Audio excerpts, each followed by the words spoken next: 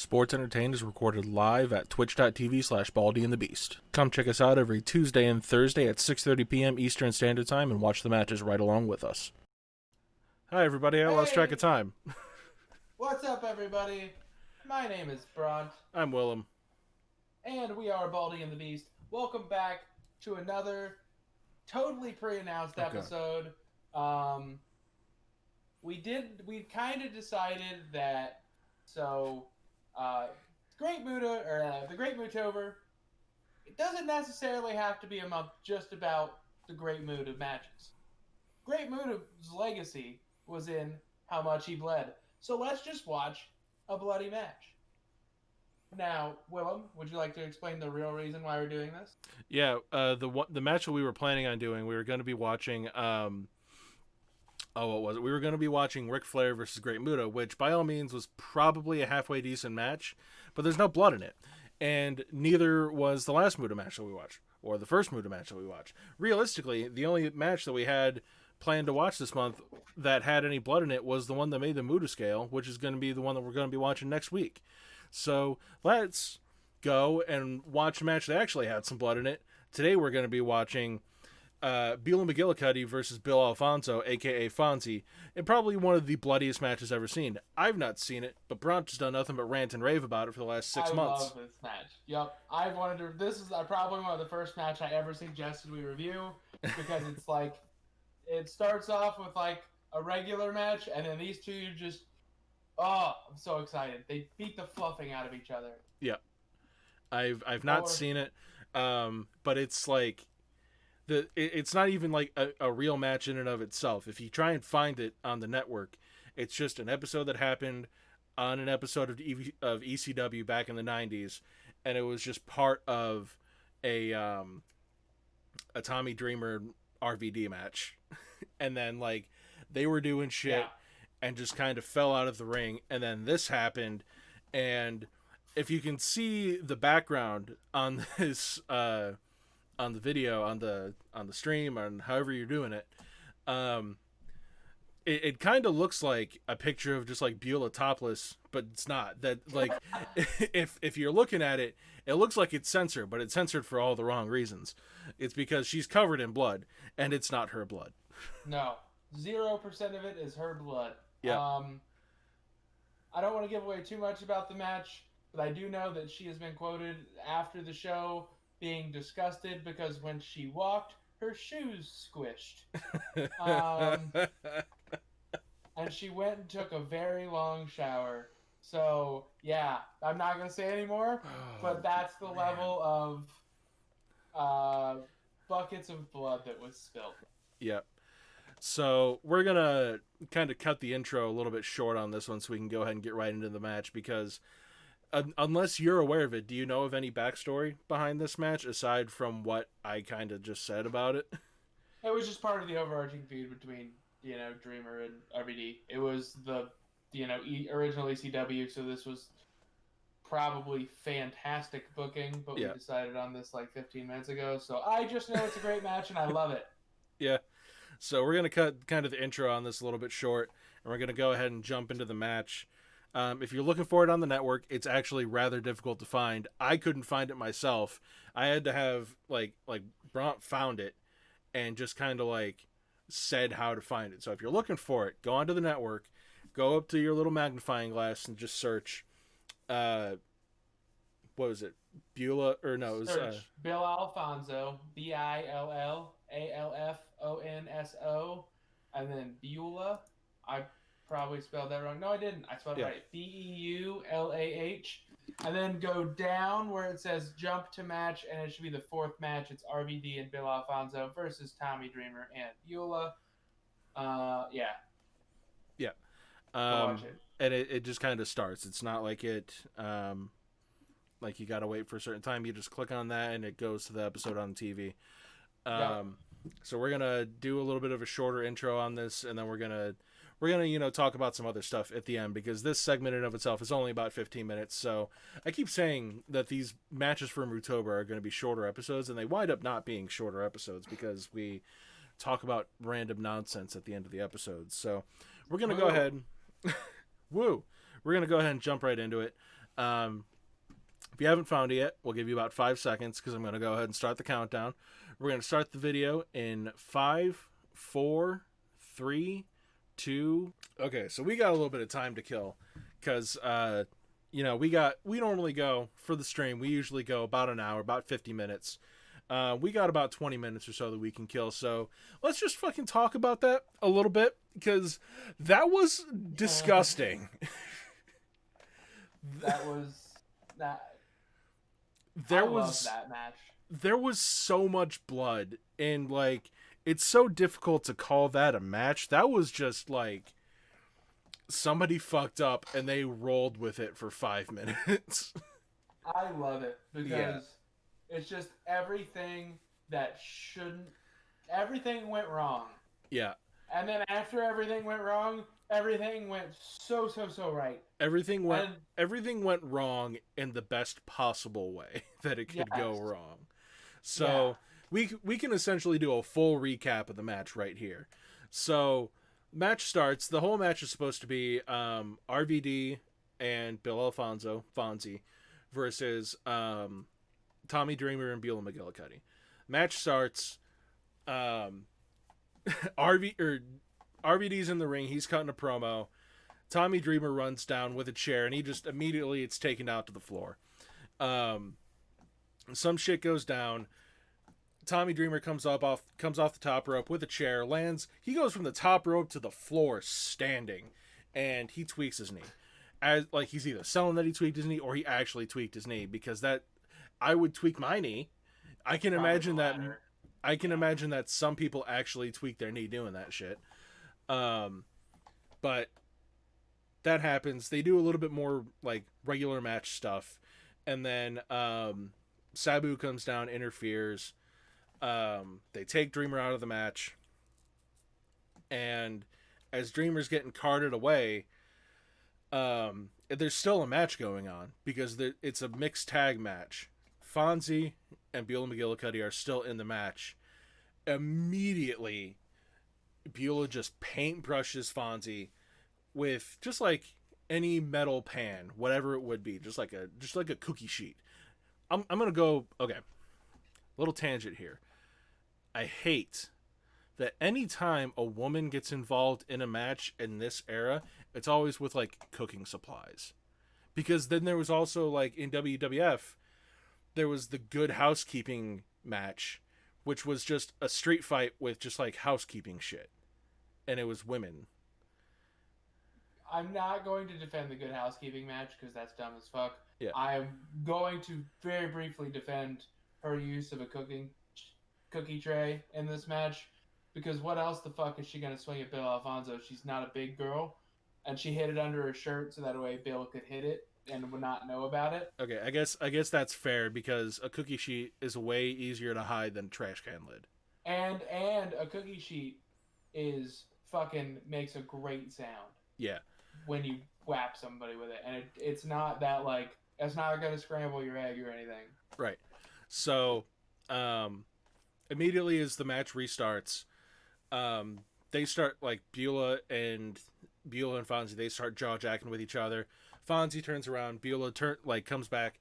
She's like looking at Fonzie like, hit me right fucking here. Hit me right in the chin. Do it. Just fucking hit me. And Fonzie turns around, comes back. Beulah's pulls a cookie sheet out from under her shirt, punches the cookie sheet, and then she just whaps him, paintbrushes him across the face with a cookie sheet.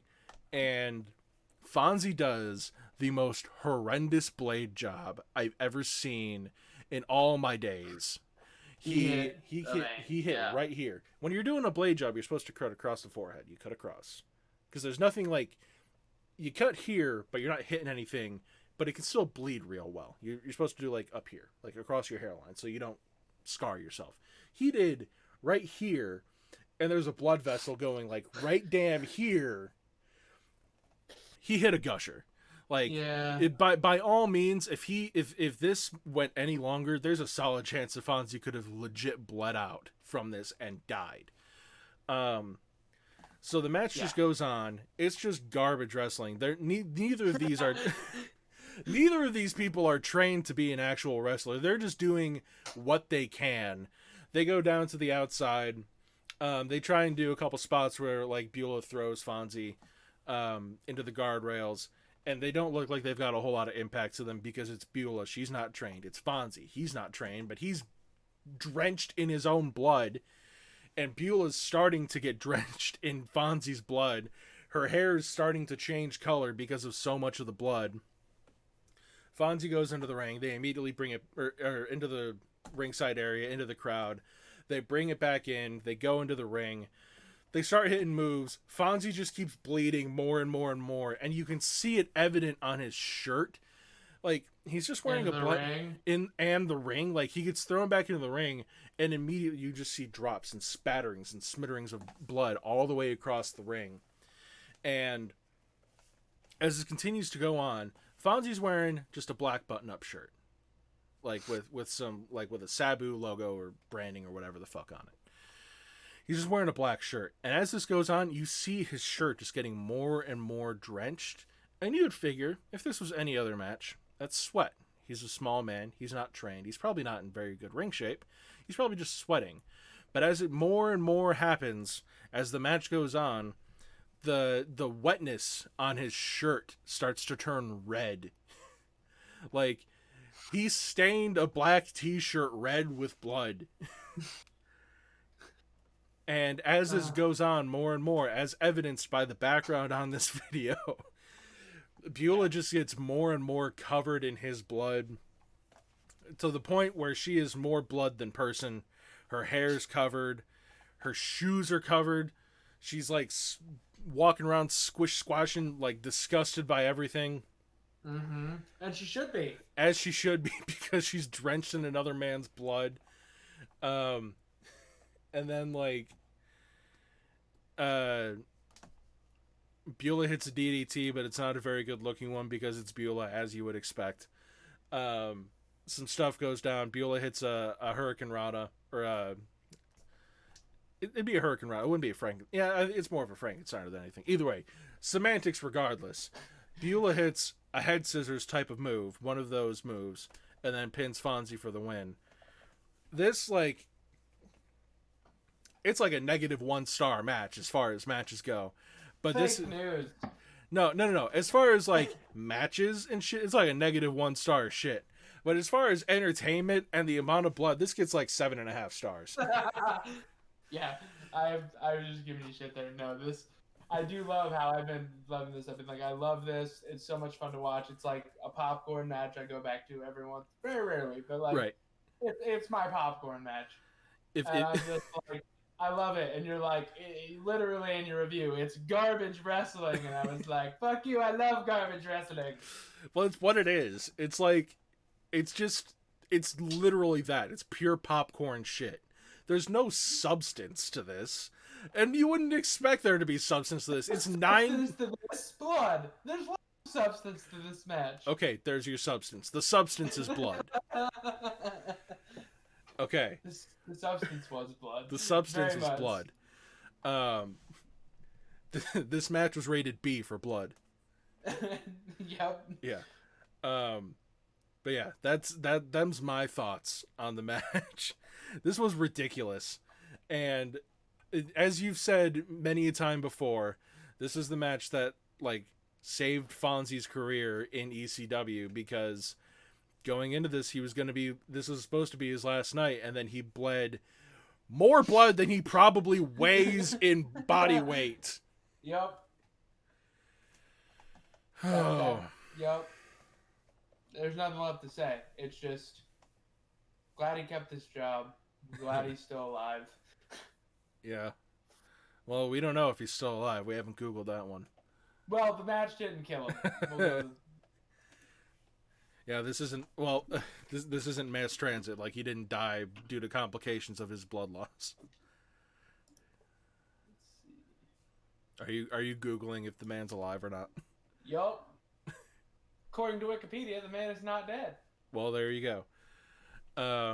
So yeah, them's my thoughts on the match. I want to hear what you have to say, because I've worn my voice ragged just by talking nonstop for 7 minutes and recapping this damn thing. This is a popcorn. Everything that people say, why do you like that about wrestling? Which is everything that I love about wrestling, is that you can have two masters in the ring and they can have a bad match. Yeah. But these guys, they're not trained for ring work. They shouldn't be able to have a match that was nearly as entertaining as this match was. And would it have been this entertaining without the blood? I don't know. I can't comment because that wasn't the match that I saw. The match that I saw was just Fonzie doing the most horrendous slash accidentally fantastic blade job of all time. Yeah. Yeah. That has to be like, I don't even know how you would put that on the Muda scale. The I'm top one? I'm gonna fucking go out on a limb, and given that I've not seen the Muda scale match yet, I'm gonna change it to the fucking Fonzie scale. God damn. Yeah. Fonzie bled, man. Like, Yeah.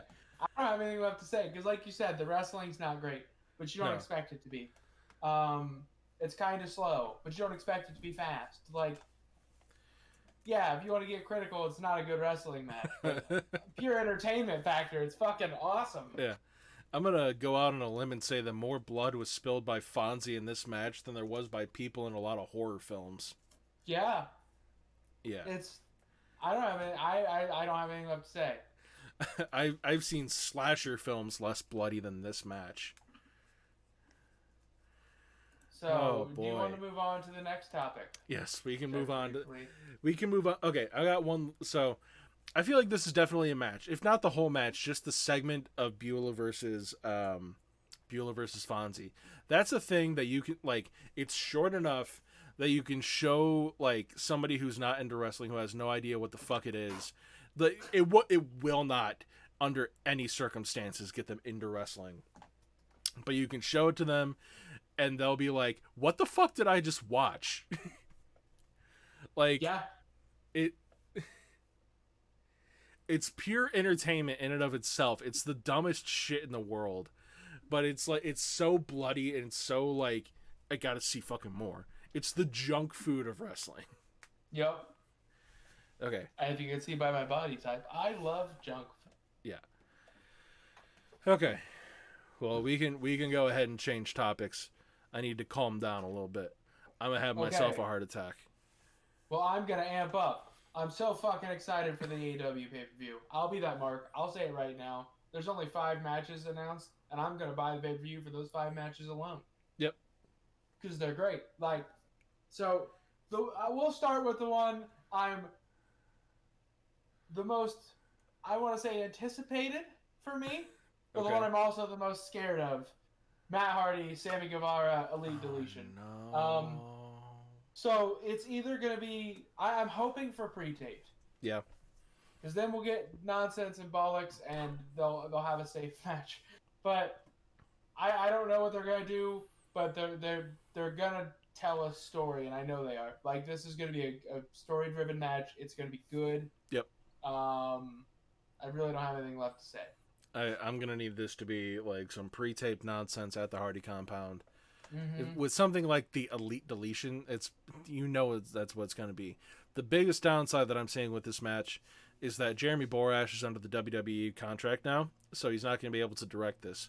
And there was so much stuff from the Ultimate Deletion, the Final Deletion, from any of the stuff that they did with Woken Matt Hardy in WWE that was all due to Jeremy Borash's directorial skills, I guess you could say. But given that it's still Matt, it's still his creative control, it's still his like mind behind it, I can imagine that it's going to turn out as good as we can expect it to. I just don't want Matt to get hurt. I don't want to see another Matt taking a bump off a fucking scissor lift through missing tables. Maybe I do if they take the piss out of it. Like if they're on the compound and then they do that bump onto like 3 crash pads, that would be kind of funny. Like they literally take the piss out of it and they're just like crash pads and they got big neon letters on it that just spell out crash pad. Yeah, like something because I wouldn't mind if they did something like that and kind of like, yeah, we fucked up. This is us owning it. Like we get it. or they take even more of the piss out of it and they do it from like a higher bump. Like they fucking they edit it in a way that they're wrestling on top of like the Empire State Building, and they take a bump off the Empire State Building through, and they miss tables. Like they're supposed to be, they take the bump off the Empire State Building and they just show the clip of like the scissor lift fall. If I love when wrestling takes the piss out of itself because I love wrestling. I have a wrestling themed channel. Like I love wrestling. Of course, we love wrestling. We do a podcast. Wrestling is inherently stupid. Yeah, and it should be. That's the best of wrestling is when wrestling is like, no, I'm kind of dumb sometimes, and I'm gonna embrace it.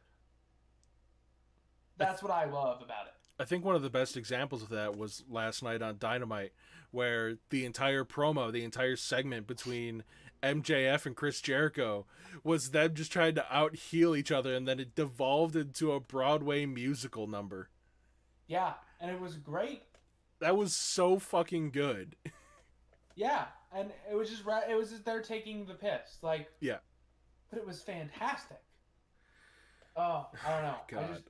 The way, and I do want to point. You said you were a little worried about Jeremy Borash not being there. Yeah. I just want to point at Stadium Stampede. That's true. That's very true. Like, he may not be there, but there are other minds there. I don't want to say can replace Borash, but can at least fill the shoes. Right. But anyways, next on the card, we're gonna have the finals of the Eliminator Tournament. I'm gonna go ahead and say Kenny Omega. Oh yeah. Versus, I'm torn on the other side. So I went into this thinking this was Jungle Boy's vehicle. He was gonna get to the finals and lose to Kenny in a close match, and they were gonna start to take him more seriously. Yeah. Obviously, I don't know shit about wrestling because Wardlow won the match pretty convincingly. Convincingly enough that now I'm thinking maybe I was right about the match in which the surprise candidate would come from. Because I don't think it's time for Paige Omega. No. JD Smith, I don't believe it's part of the Zombies logo. We had somebody who, we paid somebody to make the logo for us. So I don't know if they pulled it from that. Like that could be a thing where like they pulled it from there and just didn't tell us. Yeah, I don't think so. Not as far as I know. Yeah. Any hoozle. But yeah. So I'm excited. I don't know who's going to come out of that match. I just don't think it's time for Paige Omega, but I'm not on the booking committee. Cody or Orange Cassidy, Cody versus Darby Allin is going to be good. Yeah. FTR versus the Young Bucks is they're going to blow it out of the water. There's no way that match isn't fantastic. Yeah. Because both those teams are going to try to make that match better than the Young Bucks versus Omega and Hangman. Okay. And that's a classic of a tag team match. I one of the best tag team matches, at least that I've ever seen. Right. As far as I'm concerned, it's one of the best tag team matches of all time, but I'm sure that will ruffle a few feathers. And then the last match they have announced so far is Mox and Kingston in an I Quit match. Oh, that's going to be so good. I'm so excited for that. Like, I saw that they had announced it was going to be an I Quit match, and, like, it wasn't just the match announcement itself, but the way that they did the picture for it where they've got, like, the I in the Full Gear logo. That looked so good. Everything about that I'm so interesting. Yeah. And JD, we are talking about the last AEW episode. If you're not aware, if you haven't looked at our background, we're actually we do a podcast where we talk about we go and we actually watch classic matches, and usually on our Thursday show we have a shorter, well, at least for this month we've had some shorter matches where we've had some time left to kill at the end of the show, so we're just kind of talking about the wider wrestling world in general, and we are both big AEW fans, so we're just kind of talking about some stuff that happened last night. And about Full Gear. And about Full Gear. Great. But yeah, the I Quit match. And the thing that I looked at my girlfriend and I was like, when they did the Moxley promo segment, and I Yep. was like, the promos in this company are so good. They are Like very good. top to bottom. Yeah, occasionally you'll get a bad promo. Like Yep. I wasn't the biggest fan of a couple of promos AEW has done, but on the whole, their promos are above industry average by far. Yeah. JD, we just talked about the steak dinner. That's probably like that's got to be my segment of the year almost. That was so good for me. That will go down in like probably both of those guys' career highlights video, Yeah. honestly. Yep. And it definitely gives another side to MJF. Like he's Yep. not. We don't deserve Jericho. We don't You're deserve right. Jericho. But it's even MJF. Like his character gave it a whole new breath. Like Yeah. yeah, I'm a douche, but I can also do the weird Broadway singing angle with Jericho. Right. Which is almost even worse because now we know he's a talented douche. Right. The dude's actually got a voice on him a little bit. So I love MJF though. He's right. MJF is the future. He's definitely a future star in the business. Dude's like what, 27, 28, something like that. Maybe even younger than that. I think he might be like even 23, 24. I have no idea how old the man is. I was thinking 23. To the Google machine. To the Google machine. He was born in 1996, so he is 24. He's 24. Yep. He is younger than me, and he's already super fucking good at wrestling. Yeah. Yep. He's the same age as my little sister, and I'm like, I have feelings about that. So, random fact on his wiki page, he was trained by Kurt Hawkins and also used to go by the name Pete Lightning, which is not as bad as Sandy Bunker. Sandy Bunker. Yeah, oh, man. MJF is the bomb. I never want to see him turn face either. No. I don't think I could even buy it. I mean, he should be a career heel. Yeah, he's 100% perpetual heel. The only thing that I want out of MJF, when he finally gets to the point where he's actually taking the title off of whoever he's going to take the title off of, I've told you my theory. I feel like the way that this is going to wind up going is that, or the way that the title scene, at least until Double or Nothing next year, the way that it's going to wind up going is Cody's going to take the title off Mox. Or not Cody. Kenny. Kenny's going to take the title off Mox. Okay, I agree with that. Kenny's going to take the title off Mox, and he's going to hold it as the cleaner until Double or Nothing, at which point, after an extended feud, Hangman Page is going to take it off Kenny. Yep. That's my booking of the main title picture, because it feels like it's going to be kind of an underdog where he's going to wind up losing. I honestly don't think that he's going to make it past like the second round of the tournament. I feel like he's going to go out early and he's going to have a crisis of confidence to try and get back to where he needs to be. Oh, you mean Hangman against Wardlow? Yep. Yeah, no, I can see Wardlow winning for sure.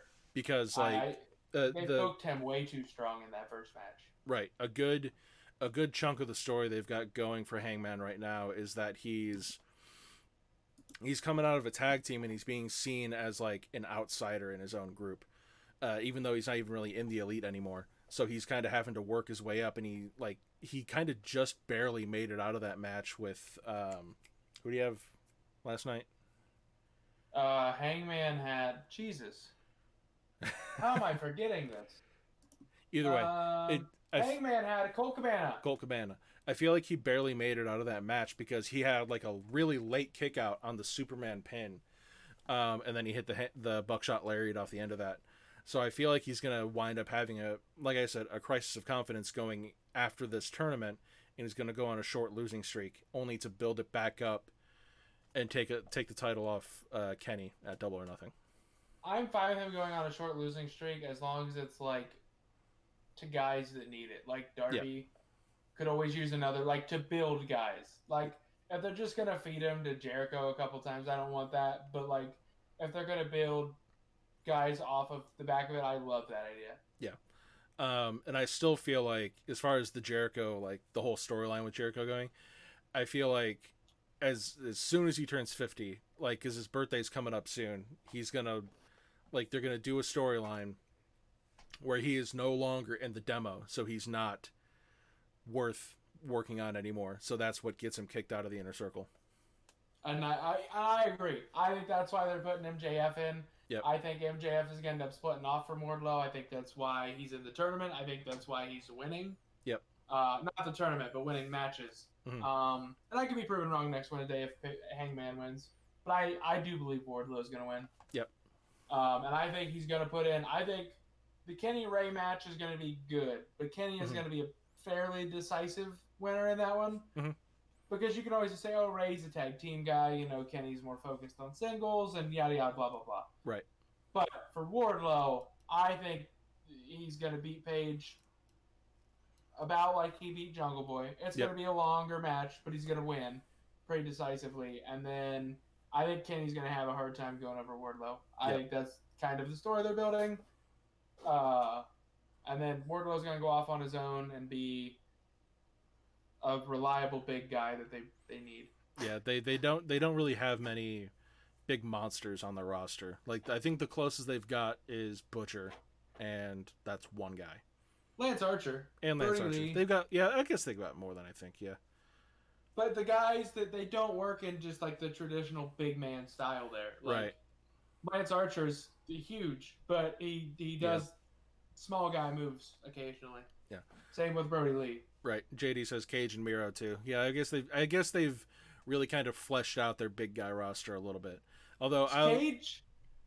Go ahead. I thought you were done. I'll go out on a limb and say that like I love Miro. I love everything that he's done. I feel like they've not booked him the greatest. I feel like putting him in. I feel like putting him immediately in with somebody like Kip Sabian. Like Kip Sabian's good. I love his work and I love his heel work. But I feel like having him just be like Kip Sabian's muscle is kind of... It's not as bad as it could be, but it's kind of below what I would see out of Miro normally. So or what I would expect. My thinking was that they were going to bring him in because he's a big name, but they didn't have a spot for him, right? Meow. So they were like, we're going to put you in a tag team. You guys are going to win a lot. And then because like you said, I too believe they have their world title division booked until like sometime next year. Yeah. So they tell them you're going to be in a tag team for a while and we're going to build you up as being like a credible threat. And then you're going to go off on your own when there's more room in that division. Yeah. JD says, I agree. Miro should ditch the blonde hair and go monster mode, but he seems like he seems to want to bring his real life personality into his character, which I can see that. It's definitely what he's doing right now, but he's as a person, he's definitely more entertaining than what he's kind of letting off right now. I want to see him be more who he is and less like trying to be what he is right now. I think that'll come. I think when if they break him off from Kip, he's probably gonna go face. Yeah. I could see him going face instead of Kip. Kip kind of strikes me as like a natural mid-card heel. I don't really see him as a face. Well, I feel like a big part of Kip's character is that he stole Joey Janela's girlfriend. Yeah. I feel like people keep forgetting that. That he did. Yeah.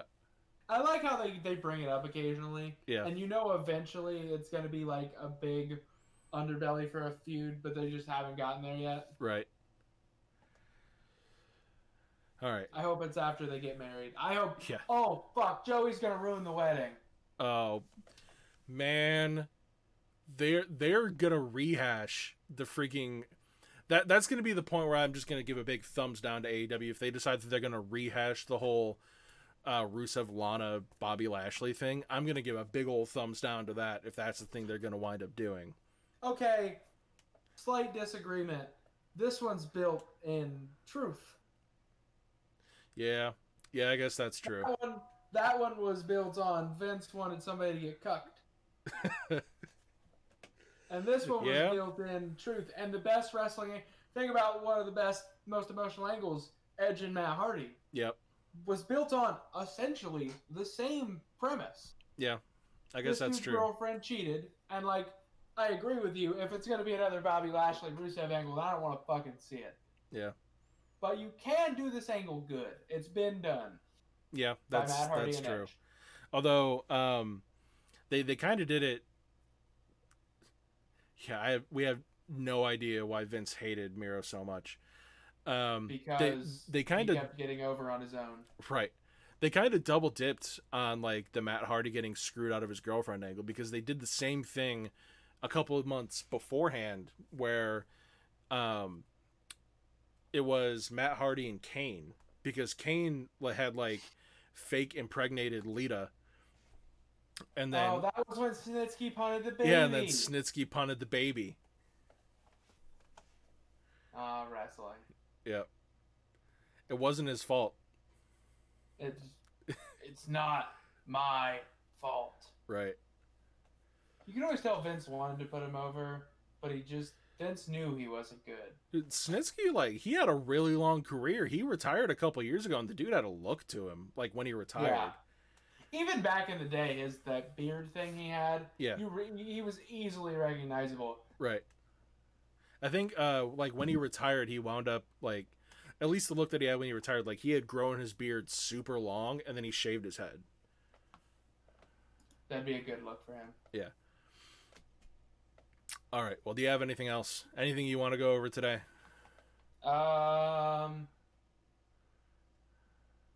Cody Rhodes died as airborne. Yeah, that happened last week. I'm not really the biggest fan of that. Like, I wish you kind of would have kept with the black that he had, but you know. Anyway, we will likely be back this coming Sunday. Well, actually, we are going to be back this Sunday because Hell in a Cell is this Sunday, isn't it? I believe so. Yeah, heck in a sec. Yep. So we are going to be back this coming Sunday. Thank you, JD, for the follow. We love that you followed. Whoa. We love that you had some good chat interaction. We love seeing you here. We will be back this coming Sunday to watch Hell in a Cell as just a watch along. We will likely not be watching the pre-show because every last time that we've done the pre-show, it's been like boring nonsense. Like I've almost fallen asleep every time we've watched the pre-show here on stream. So we will likely not watch the pre-show, but we will be back in time for the pay-per-view on Sunday to watch Hell in a Cell. And then next Tuesday, do you know what we are going to be watching this coming Tuesday? No. I think we've discussed a couple different possibilities, and I don't know if we ever hammered one out. So coming up Tuesday, we're either going to be watching JBL versus Eddie in a very bloody match. Triple H versus Austin, 3 Stages of Hell, which we haven't really decided if we're going to do that one or not, but that's one of the two that we're going to do. And then there might be a third one somewhere in there. Kurt Angle, Shane O'Mac, King of the Ring. Yes, that's another one. So we're going to be watching one of those 3 matches this coming Tuesday. JD, since you're new in the chat, we are here. We stream every Tuesday, Thursday, and Sunday at 6:30 p.m. Eastern Standard Time. Tuesday and Thursday we do our normal show, like kind of what you saw today, where we talk a little bit about wrestling. Generally, what we do is we will go and we'll watch a match either on the network or somewhere where we can find it. Watch it along with you guys in the audience, and we'll kind of discuss it as we go. If you haven't seen already, check the description down below. We've got a YouTube channel where you can watch all of our past episodes, where you can see kind of a truncated version of what we're watching, where you can see just a before and after portion of all of our matches. We have an audio-only podcast where you can watch the whole thing back. You can check that out on Anchor or any other place that you want to see, that you listen to audio podcasts, wherever you listen to those. For everybody else listening, for everybody else watching, thank you so much for coming out. Thank you for giving us all your likes, all your subscribes. Thank you for all the love you give the channel. Like I said, check out all of where we're at. I'm rambling a little bit. I'm kind of losing steam here, so I'm going to go ahead and cut myself off. We will see you guys this Sunday for Hell in a Cell. Thank you so much for coming out. We will see you then. Bye-bye. Bye.